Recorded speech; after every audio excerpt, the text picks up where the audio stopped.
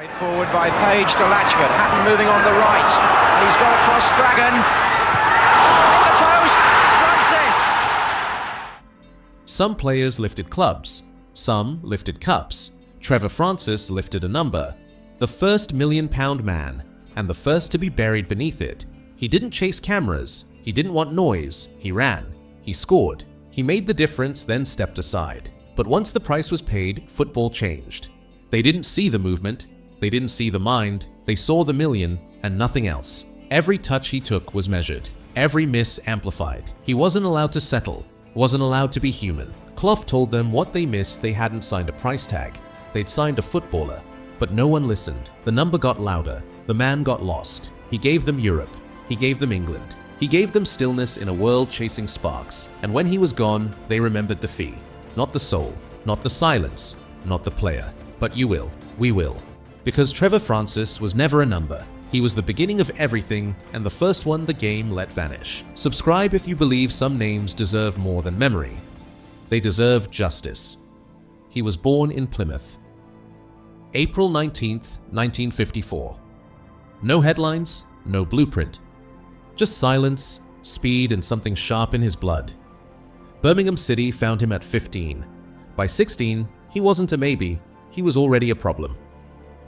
March 20th, 1971, debut against Bolton, 16 years old, 4 goals in 90 minutes. He didn't raise his arms, he just jogged back. Like that's how football was supposed to be played. They thought he was a kid, he played like memory. From 1970 to 1979, he gave Birmingham everything. 280 appearances, 118 goals, 9 seasons, no shortcuts, no noise. The first division called. He stayed. They called him the best player outside the top flight. He didn't blink. He didn't chase the move. He built something deeper, week by week, on heavy pitches, under bad lights. He gave them goals, gave them hope, gave them loyalty they couldn't repay. And when the day finally came, when the offer broke through the sky, it wasn't just a move. It was the moment football turned a man into a number. February 9th, 1979. The day football crossed a line. Trevor Francis didn't sign a contract. He signed a moment. Nottingham Forest paid £1 million. The first time in British football, the first time a name became a number. Brian Clough tried to soften it, called it £999,999 to take the pressure off. But no one cared about the decimal. They saw 7 figures and printed it on every page. Overnight, Trevor Francis stopped being a footballer. He became a price tag. I only made him a £1 million player because I couldn't make him a £1 million man. Brian Clough. The cameras circled. The critics waited. Every touch was weighed. Every mistake costed. He didn't pose for headlines, didn't smile for the check. He showed up quiet, sharp, ready to do what he'd always done. Forest didn't need a circus. They needed a striker who could win in Europe. That's who they bought. A player with pace, with silence, with something most couldn't read. But the price didn't sit behind him. It walked beside him. Every match, every miss, every time he looked human. He didn't complain. He didn't flinch. Because Francis didn't come to prove his value. He came to remind them what football felt like before it had a price. May 30th, 1979. Olympiastadion, Munich. European Cup final. Nottingham Forest versus Malmö. A tight match, a deadlock, and then minute 45. Trevor Francis ghosted down the right, darted inside. John Robertson whipped the cross. Francis rose, timed it clean. 1 header, 1 goal. The first Englishman to be signed for £1 million became the first to win them Europe. No celebration dance, no screaming. Just a sprint behind the net and a fist in the air. That was him. Speed, simplicity, silence. He had done what they paid for, what they prayed for, and still, somehow, it wasn't enough. The press mentioned the goal, then moved on to the fee again. The story wasn't, Francis delivers the European Cup. It was, did he finally earn it? Even when he gave them everything, he owed more. No one else was asked to prove their price. only him. He wasn't just judged for how he played, he was judged for how much he cost to do it. But that night in Munich under the floodlights, with all of Europe watching, he became what no number could define, a name written into football's purest silence. The goal in Munich should have been the start, but for Trevor Francis, it triggered a shadow. Weeks after the final, he tore a ligament in his knee. A bad one, the kind that haunts strikers. He missed the next season, missed the next final. Forest won again in 1980, and he wasn't on the pitch. 2 European Cups. He only played in 1. And even for that, they made him prove it. Injuries slowed him, but they didn't stop him. When he returned, he still had pace, still had goals, still had that glide that made defenders panic. But now, the pressure wasn't just about performance, it was about expectation. Every match became a test. Every season, a reminder of the price. He wasn't allowed to decline, wasn't allowed to be tired. No one asked if the injury changed him. They asked if the million was still worth it.